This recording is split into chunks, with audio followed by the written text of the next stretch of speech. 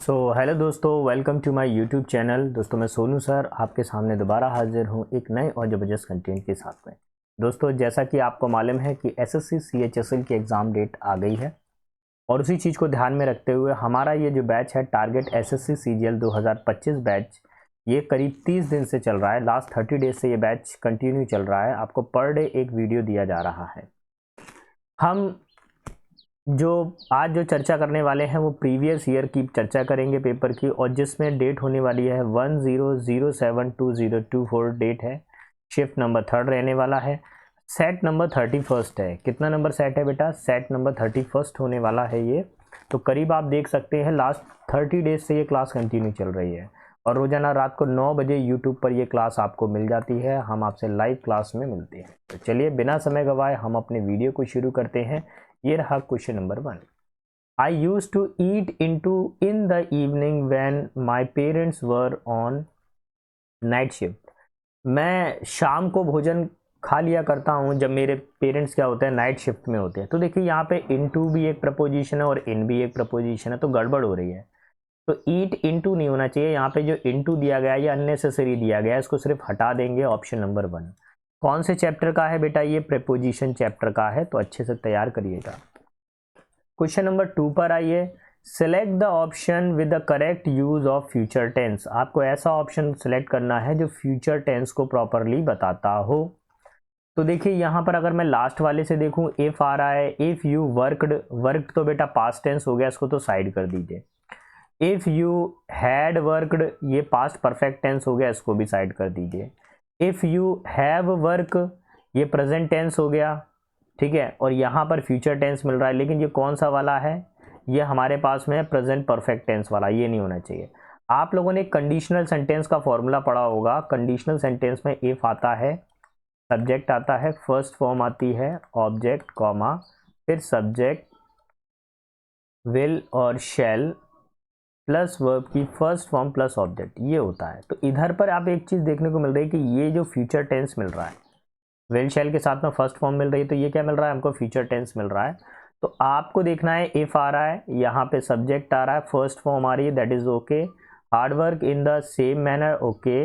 You will soon achieve the success, very good. तो ये हमारा फाइनल आंसर हो जाएगा ऑप्शन नंबर 1। सारी चीज़ों को वो बता रहा है। क्वेश्चन नंबर 3 पर आते हैं। Ganga was out shopping at the mall and ran over her school mate.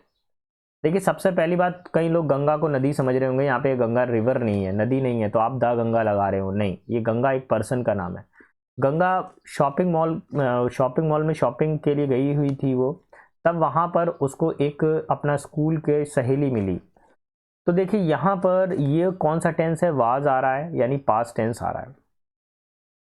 और इससे हमको पता चल रहा है यहाँ पर जब पास्ट टेंस आ रहा है तो आगे भी हमको क्या चाहिए? पास्ट टेंस ही चाहिए।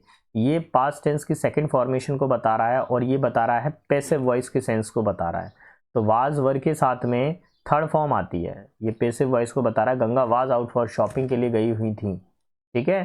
तो यहाँ पर ये जो एरर है, यहाँ रन नहीं, रैन नहीं होना चाहिए, यहाँ होना चाहिए रन।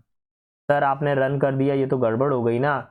रन तो फर्स्ट फॉर्म होती है। फिर से सुनिए बेटा, फर्स्ट फॉर्म होती है रन, सेकंड फॉर्म रैन, थर्ड फॉर्म रन। तो अभी मेरे को थर्ड फॉर्म चाहिए यहाँ पर पैसिव ऑर्डर बनाने के लिए, ठीक है। यही मेरा सही आंसर होना चाहिए, ऑप्शन नंबर 3, यही अप्रोप्रिएट आंसर होना चाहिए, ठीक है। क्वेश्चन नंबर 4 पर आ जाओ। Shall have you bring your note tomorrow. ये कैसा कॉम्बिनेशन बना है? शैल हैव यू, आपको यहाँ पर ये जो शैल हैव यू, इसको हटा देना चाहिए। यहाँ पर आपको ये जो हैव अननेसेसरी दिया हुआ है, इसको हटा दो बस। तो बस शैल यू ब्रिंग, या फिर आप कह सकते हो विल यू ब्रिंग, दोनों का यूज़ कर सकते हो। तो will you bring your notebook tomorrow, ये ज़्यादा सही रहेगा कि क्या आप कल अपनी नोटबुक को लेकर आएंगे, ऑप्शन नंबर 3। अब देखिए बेटा, क्लोज टेस्ट की चर्चा है। एक ज़रूरी चीज़, मैं अपने वीडियोस में ना फालतू इधर उधर की बकवास नहीं करता। मेरा एक क्वेश्चन होता है और एक उसका आंसर होता है। और मुझे ये भी मालूम है, अगर आपको किसी तरह का मोटिवेशन चाहिए तो प्लीज़ किसी और चैनल पे चले जाइए।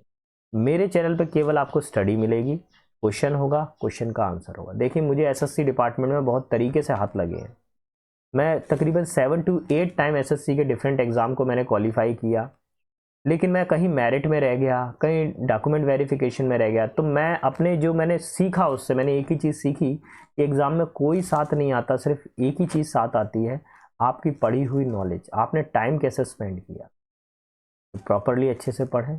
कोई डाउट है तो आप मुझसे पूछ सकते हैं। भैया ऑफलाइन वाले बच्चों, आप लोग पढ़ नहीं रहे हो बिल्कुल भी, मुझे डंडा परेड करनी पड़ेगी तभी पढ़ोगे, है ना। याद कर कर आओ यार। कितना अभी पढ़ नहीं पाए तो बेकार है, फिर तो 1 साल वेट करो यार। अब भी नहीं पढ़ पाए तो तुम लोग। In today's fast paced and technology driven world, देखिए आज के तेज और आधुनिक युग में, टेक्नोलॉजी से भरे हुए युग के अंदर, dash is crucial to disconnect occasionally for the sake of health. अपनी हेल्थ के लिए कभी कभार टेक्नोलॉजी से हमको अलग होना चाहिए। तो टेक्नोलॉजी क्या है, नॉन लिविंग थिंग है, और इसके लिए हम किसका यूज़ करते हैं, इट का। इट इज़ क्रूशियल, यह है आवश्यक है कि, ठीक है। क्वेश्चन नंबर 6 पर आइए। Dash exposure to the screen and demands of the digital era can lead to stress, anxiety, reduce wellbeing. देखिए जब आप लगातार, अगर आप मोबाइल स्क्रीन से जुड़े रहेंगे, लगातार मोबाइल को देख रहे होंगे, तो वो क्या करेगा कि आपके दिमाग में स्ट्रेस बढ़ा देगा, चिंताएं बढ़ा देगा, रिड्यूस वेलबींग, आपके स्वास्थ्य को गिरा देगा। आप लोगों ने देखा होगा कहीं छोटे छोटे से बच्चों को चश्मे लगे हुए हैं, तो वो क्यों लगे हैं, बचपन से माता पिता ने क्या मोबाइल पकड़ा दिया।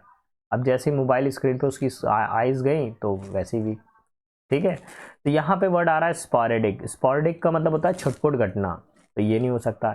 इंटरप्टेड मतलब रोक लगाना, तो स्क्रीन के यूज़ पे रोक लगा रहे हैं, नहीं। रिडेंडेंट का मतलब क्या होता है, दोबारा से रिपीटेशन करना, नहीं। आप क्या कर रहे हैं, कॉन्स्टेंटली, लगातार स्क्रीन को देख रहे हैं, ठीक है। क्वेश्चन नंबर नेक्स्ट पर आइए। क्या बोल रहा है यहाँ पर, taking time to unplug and engage dash activities that promote relaxation such as spending time in nature dash hobbies of simple enjoying quality time with loved one allows to reach. अरे ये तो पूरा ही सेंटेंस है। चलिए पहले इधर पे इतना समझ लीजिए। Taking time to unplug and engage dash activities. Engage के साथ में कौन सा प्रपोजिशन आता है बताइए, टू आता है नहीं, फॉर आता है नहीं, इनटू आता है नहीं, एंगेज्ड इन आता है। क्या आता है फोर्थ वाले में, एंगेज इन एक्टिविटीज़। हमको एक्टिविटीज़ में एंगेज रहना चाहिए, और जिससे हम अपने आप को रिलैक्स कर सकें। स्पेंडिंग टाइम इन नेचर, प्रकृति के साथ समय को व्यतीत करना चाहिए। एंड डैश एक्टिविटीज़, और हमको अपनी हॉबीज़ पर भी काम करना चाहिए। तो चेजिंग का मतलब होता है पीछा करना, ये नहीं आएगा। कॉन्स्ट्रक्टिंग का मतलब होता है निर्माण करना, तो ये भी नहीं होगा। ट्रेलरिंग का मतलब क्या होता है, किसी चीज़ को पीछा करना, खोज करना, नहीं।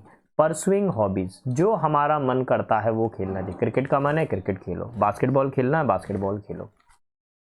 And simple enjoying quality times with loved one allows to us to recharge. और अपने जो लव्ड वन है, जिससे आप प्रेम करते हो, उसके साथ समय को व्यतीत करें। फाइंड बैलेंस, बैलेंस बनाए लाइफ के अंदर। Then dash our mental health and physical health, और क्या करें, अपनी मेंटल हेल्थ और फिजिकल हेल्थ पर क्या करें, ध्यान दें। तो अंडरस्कोर नहीं होगा इधर पर, फोकस भी नहीं होगा। प्रोसीड मतलब आगे की तरफ बढ़ाना। अच्छा, फोकस ऑन मेंटल हेल्थ, ये भी सुन रहा लग रहा होगा कि बिल्कुल ठीक है, लेकिन अभी देखिए इसमें क्या वर्ड आएगा, प्रायोरिटाइज। प्रायोरिटाइज का मतलब होता है प्राथमिकता देना। तो टेक्नोलॉजीज की अपेक्षा हमको अपनी मेंटल हेल्थ और फिजिकल हेल्थ को प्राथमिकता देनी चाहिए, क्योंकि बुरे समय में, अंत समय में आपकी मेंटल हेल्थ और फिजिकल हेल्थ ही काम आएगी, टेक्नोलॉजी एक टाइम पे साथ छोड़ देगी। क्वेश्चन नंबर 10 पर आ जाइए। 10 में क्या बताना है, एंटोनिम बताना है आपको, अपोजिट बताना है। वर्ड है मेरे पास में स्टोइक।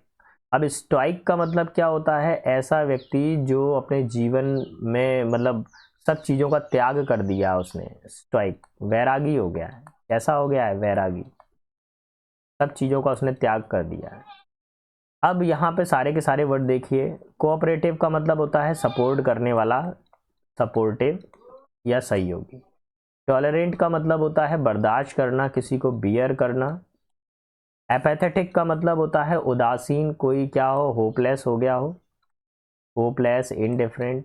और फर्वेंट का मतलब होता है उत्साही, जोशीला, जिसके अंदर क्या हो, एनर्जी हो, एनर्जेटिक हो। ठीक है, एजाइल हो, फ्रिकल हो। तो देखिए यहाँ पर स्ट्राइक का मतलब क्या हो गया, बिल्कुल निराश सा व्यक्ति यानी माइनस एनर्जी है।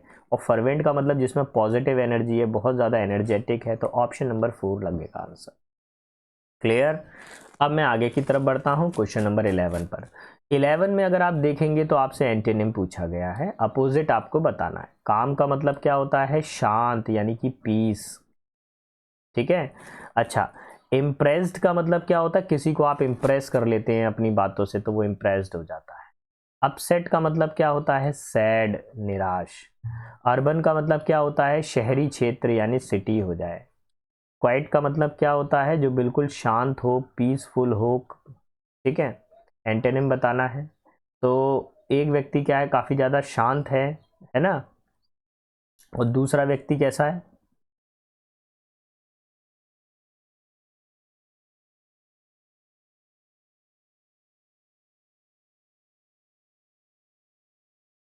देखिए अगर आप देखें इधर पर तो काम का मतलब शांत निकल रहा है, पीस का मतलब भी शांत हो रहा है, तो ये तो हो नहीं सकता। काम का मतलब शांत है, अर्बन का मतलब सिटी, ये भी नहीं हो सकता। इम्प्रेस्ड, आप किसी से प्रभावित हो गए, वह शांत है, वह प्रभावित नहीं। देखिए यहाँ पर काम का मतलब पॉजिटिव निकल रहा है, और यहाँ पर सैड का मतलब क्या निकल रहा है, नेगेटिव निकल रहा है। तो देखिए एक व्यक्ति शांत है, उसको जीवन में कोई ज़्यादा टेंशन नहीं है, और दूसरा व्यक्ति क्या है, एब्सेंट है। तो मेरे हिसाब से जो फाइनल आंसर लगेगा ऑप्शन नंबर 2 लगेगा। ठीक है, और यही होना चाहिए आंसर इसका। बहुत ही क्लोज क्वेश्चन पूछ लिया था इन्होंने। अब जो अंडरलाइन किया गया है वर्ड, उसकी जगह पर कुछ हमको रखना है। There was some drawing pens in my desk. तो देयर का कनेक्शन समझ लीजिए, देयर का कनेक्शन कैसा बनता है। देयर के बाद में कभी भी जो वर्ब आती है, तो उसके बाद में जो नाउन या प्रोनाउन होगा उसी के अकॉर्डिंग वर्ब आएगी, यानी अपोजिट चलता है मैटर। यहाँ पे ड्राइंग पिन्स है, यहाँ पे सम लगा हुआ है, यानी कि ये प्लूरल वैल्यू है। जब प्लूरल नाउन है तो वर्ब भी कैसी आनी चाहिए, प्लूरल वर्ब आनी चाहिए। कैसी वर्ब आनी चाहिए, प्लूरल वर्ब आनी चाहिए। तो अब ढूंढना चालू करिए कौन सी प्लूरल वर्ब है। देयर्स, ये तो हो नहीं सकता है। देयर हैज़, सिंगुलर वर्ब आ रहा है, नहीं। There is some, singular verb आ रहा है, नहीं। There are some. तो मेरा जो फाइनल आंसर लगेगा ऑप्शन नंबर 4। क्लियर। 13 पर आ जाता हूँ। 13 पे बेटा क्या बताना है, मेरे को एंटोनिम बताना है, अपोजिट बताना है। His father warned him not to use vulgar language at home. Vulgar का मतलब क्या होता है, खराब सी भाषा, एब्यूज लैंग्वेज, है ना, बेकार भाषा, एब्सर्ड लैंग्वेज। ऐसी लैंग्वेज का यूज करने के लिए, खराब भाषा का प्रयोग करने के लिए पिताजी ने उसको चेतावनी दी या डांटा। अब सारी चीज़ों को हम लोग एक एक करके सारे मीनिंग देखेंगे क्या क्या होता है। पहला वर्ड होता है रिबल्ड। रिबेल्ड का मतलब होता है नीच व्यक्ति, जो खराब हो, है ना, जो अपने अशिष्ट व्यक्ति हो, नीच हो। फिर दिया हुआ है लिसेंटियस। लिसेंटियस का मतलब क्या होता है, ये होता है अनैतिक हो, अनकंट्रोलेबल हो, जो कंट्रोल में ना हो, अनकंट्रोल्ड। अनकंट्रोल्ड प्लस नेगेटिव हो, ये दोनों चीज़ें हो। इम्परवियस का मतलब क्या होता है, अप्रभावित, अनएफेक्टेड, जिस पर कोई प्रभाव ना पड़े, अनप्रीवियस। और डेकोरेशन का मतलब क्या होता है, डेकोरस का मतलब होता है ऐसा व्यक्ति जो बहुत ज़्यादा सिविलाइज्ड हो, पोलाइट हो, सभ्य व्यक्ति हो। तो वर्गल का मतलब क्या हो गया, असभ्य, और डेकोरस का मतलब क्या हो गया, सभ्य, पढ़ा लिखा व्यक्ति। तो यही आंसर होगा। क्वेश्चन नंबर 14 पर आइए, आपको ईडियम बताना है। With the increase market price stagnant salary. Market का प्राइस बढ़ रहा है और स्टैग्नेंट सैलरी यानी एक स्थायी सैलरीज, ही इज डैश। अच्छा है, इसमें से आपको 4 ईडियम्स दे दिए, इनमें से कोई एक आपको प्रॉपरली यूज करना है। देखिए बीटिंग द रेप का मतलब क्या होता है, बिना सजा के बच जाना, बिना सजा के बच जाना। ठीक है, सजा नहीं मिली है और बच गए। फीलिंग द पिंच, इसका मतलब होता है आर्थिक तंगी महसूस करना, आर्थिक तंगी महसूस करना। ठीक है। Getting it of his chest, इसका मतलब होता है मन की बात कहना, मन की बात कहना।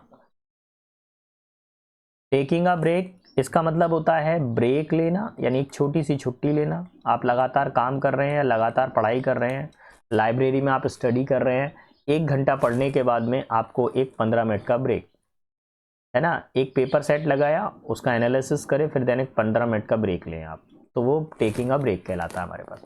अभी फिलहाल मेरे पास में क्या आंसर लगेगा बताइए? ऑप्शन नंबर 2, मार्केट प्राइस बढ़ गया, सैलरी वही है, आज भी 10,000 कमा रहे हैं, 2023 में भी 10,000 थे, कोरोना काल से भी पहले 10,000 थे, तो बढ़ा ही क्या लाइफ के अंदर? कुछ नहीं बढ़ा। ठीक है, तो आंसर क्या लगेगा? Option number 2। बढ़ता हूँ क्वेश्चन नंबर 15 की तरफ। 15 में क्या बताना है? Shelly was very happy while I accepted her invitation to her birthday party. Shelly बहुत ज़्यादा खुश थी जब उसने इन्विटेशन दिया उसकी बर्थडे पार्टी पर। तो बताइए क्या होगा इसके अंदर, कौन सा वाला सही ऑप्शन आ जाएगा? शैली बहुत खुश थी जब मैंने उसके इनविटेशन को स्वीकार किया, तो जब मैंने उसके स्वीकार किया, तो जब के लिए क्या आएगा? When. Option number 1। Question 16, he has dash vision because of his illness. तो उसके पास में क्या है? उसकी बीमारी के कारण उसका जो विजन है वो कैसा हो गया बताइए? फेडेड, मुरझाना, ये तो फूलों के लिए होता है। अनफोकस्ड, ध्यान ना केंद्रित करना। ऑब्सक्योर्ड का मतलब भी अस्पष्ट होता है, लेकिन जो सही बनेगा वो ब्लर्ड विजन हो जाएगा। ब्लर्ड विजन क्यों हो जाएगा? इलनेस है, बीमार है, बीमारी के कारण आंखें कैसी हो गई हैं? ब्लर हो गई हैं। फेडेड किसके लिए आता है? ये फ्लावर्स के लिए आता है। अनफोकस्ड किसके लिए आता है? माइंड के लिए आता है। ऑब्सक्योर किसी वैल्यू के लिए हो सकता है। ऑब्सक्योर्ड किसी का नेचर अगर आपको धुंधला सा लग रहा हो, क्लियरिटी ना हो। और ब्लर्ड किसके लिए आता है? आईज हमारी ब्लर हो जाती है, धुंधली हो जाती है, ये बीमारी के लिए आ सकता है। Option number 1। क्वेश्चन नंबर 17 पर आइए बेटा, एंटोनिम आपको बताना है। The stone was also said to have occult power. Occult का मतलब क्या होता है? कि कोई छिपी हुई ताकत, या फिर आप कह सकते हैं मिस्टीरियस, कोई रहस्यमयी, कोई क्या हो? रहस्यमयी ताकत हो, या आप कह सकते हैं कोई हिडन पावर हो। तो बोला हिडन, EN आएगा बेटा यहाँ पे। तो यहाँ पर बोला गया कि एक पत्थर है और कहा जाता है कि उसके अंदर क्या है? छिपी हुई रहस्यमयी ताकत है। तो अब हमको सारा का सारा मीनिंग इसके अंदर सेट करना है इस तरह का। फैथोमलेस का मतलब होता है अनलिमिटेड, कोई चीज़ क्या हो? बहुत ज़्यादा हो, अनलिमिटेड। लेटेंट का मतलब होता है कोई चीज़ क्या हो? ऑब्वियस हो, स्पष्ट हो। एम्बिगियस का मतलब होता है कोई चीज़ में दुविधा हो, है ना, डाउटफुल हो, डिलेमा हो। इंटेलिजेंट का मतलब क्या हो? इंटेलिजिबल का मतलब क्या होता है? कोई चीज़ क्लियर हो, स्पष्ट हो। तो अब देखिए, ऑकल्ट का मतलब हो गया मिस्ट्री, यानी रहस्य है, छिपी हुई कोई बात है। इंटेलिजिबल का मतलब क्या है? वो चीज़ हमको क्लियरली दिखाई दे रही है, स्पष्ट है हमारे पास में। Option number 4। क्वेश्चन नंबर 18 पर आइए, सिनोनिम आपको बताना है बेटा। एब्सर्ड का मतलब क्या होता है? एब्सर्ड का मतलब होता है कोई क्या हो? भद्दा हो, बेकार हो, ठीक है, इलॉजिकल हो, इलॉजिकल। सडन का मतलब क्या होता है? कोई चीज एकदम अचानक से हो जाए, इंस्टेंट, ठीक है। आर्बिट्रेरी का मतलब क्या होता है? जो कोई अपना मन, आर्बिट्रेरी, मनमाना काम करेगा, मनमानी। या इसको मध्यस्थ भी बोला जाता है, दो पार्टियों के बीच में जो बातचीत करवाता है, सेटलमेंट करवाता है, मध्यस्थ, सरपंच भी बोल सकते हैं आप। एब्स्ट्रस का मतलब क्या होता है? जटिल, कोई चीज़ क्या बहुत ज़्यादा कठिन हो, कॉम्प्लिकेटेड हो, जटिल हो। और इर्रेशनल का मतलब क्या होता है?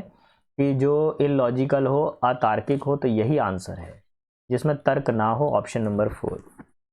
चलिए बढ़ता हूँ आगे की तरफ, क्वेश्चन नंबर 19 की तरफ। The common masses have waited for 3 hours to meet the king in the royal court.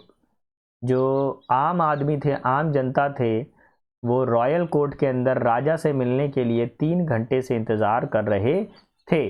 तो देखिए, कभी भी टाइमिंग आ जाता है, क्या आ गया यहाँ पे? देखो, सिंस या फॉर आ जाता है, तो यहाँ फॉर आ गया, टाइमिंग आ गया, तो ये बात कंफर्म है कि आपको प्रेजेंट परफेक्ट कंटिन्यूस टेंस का यूज़ करना पड़ेगा। अच्छा, मासेस का मतलब हो गया बहुत सारे लोग, यानी प्लूरल वैल्यू आनी चाहिए। यहाँ पर हैज़ आ रहा है, सिंगुलर है, हटा दीजिए।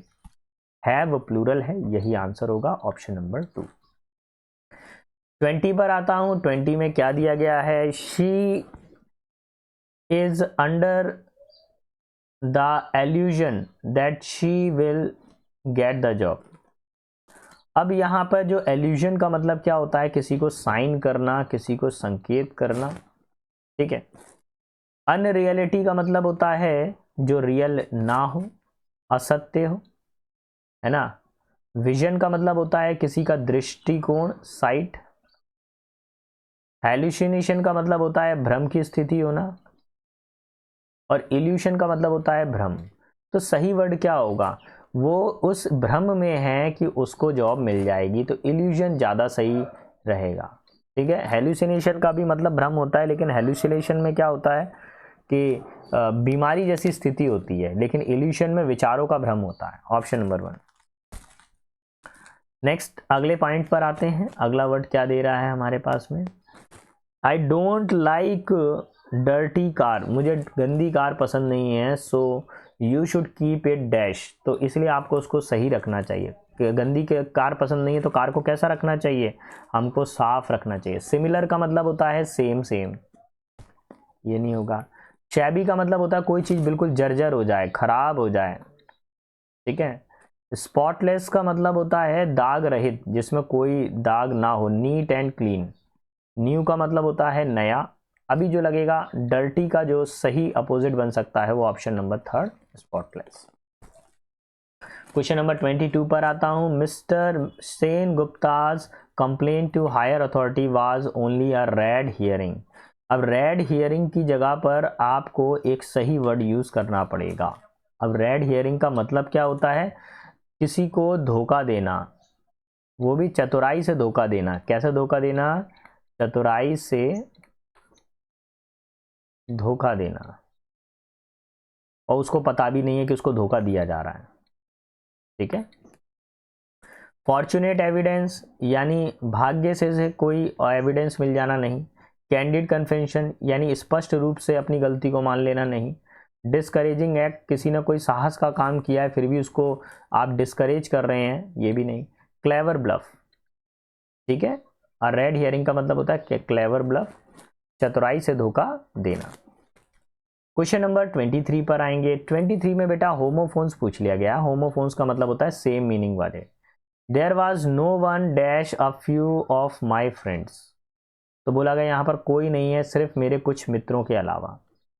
जो जो सारी चीज़ें हम देखते हैं, पहला जो वर्ड है एक्सर्प्ट। एक्सर्प्ट का मतलब होता है किताब में कोई एग्जाम्पल हो, कोई उदाहरण हो, तो एक्सर्प्ट कह सकते हैं। एक्सपेक्ट का मतलब होता है आशा करना, होप। एक्सेप्ट का मतलब होता है किसी चीज़ को मान लेना, एग्री कर लेना। और एक्सपेक्ट का, अच्छा एक्सपेक्ट हो गया। और एक्सेप्ट का मतलब होता है को छोड़कर, किसी चीज़ को छोड़कर, है ना। बिसाइडिस कर सकते हैं, अपार्ट फ्रॉम, सॉरी बिसाइडिस नहीं आएगा, सही वर्ड आएगा अपार्ट फ्रॉम।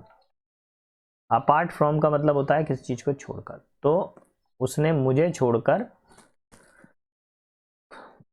है ना। He was, there was no one except a few of my friend, मेरे मित्रों के, मेरे कुछ मित्रों के अलावा वहाँ कोई नहीं था, ठीक है। एक्सेप्ट का मतलब होता है के अलावा। बढ़ता हूँ 24 पर आता हूँ।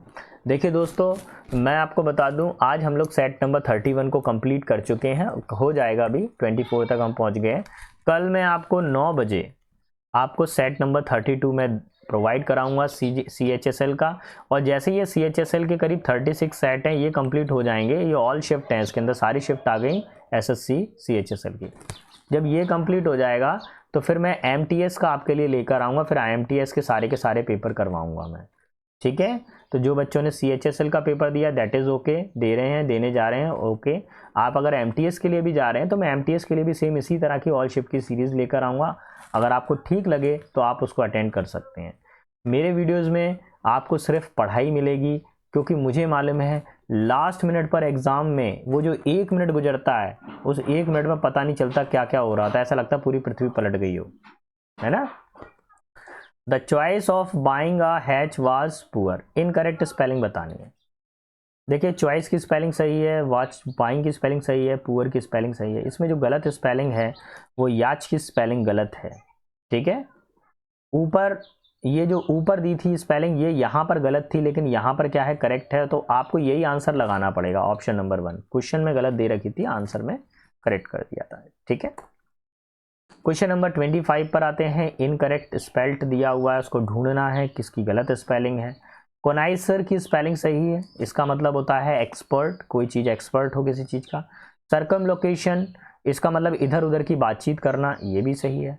हैपहैज़ार्ड मतलब प्रॉब्लम, ये भी सही है। डिसइंटीग्रेट की स्पेलिंग गलत है, इसकी सही स्पेलिंग होगी DISINTEGRAT।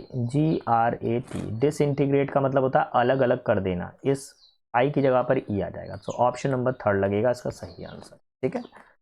तो दोस्तों आई होप आपको हमारा पढ़ाना पसंद आया होगा। अगर हमारा पढ़ाना पसंद आया है तो प्लीज़ चैनल को लाइक शेयर सब्सक्राइब करना ना भूलिएगा। मैं सोनू सर मिलता हूँ आपसे नेक्स्ट वीडियो में, तब तक के लिए सारे बच्चों को बेस्ट ऑफ लक। जय हिंद, जय भारत।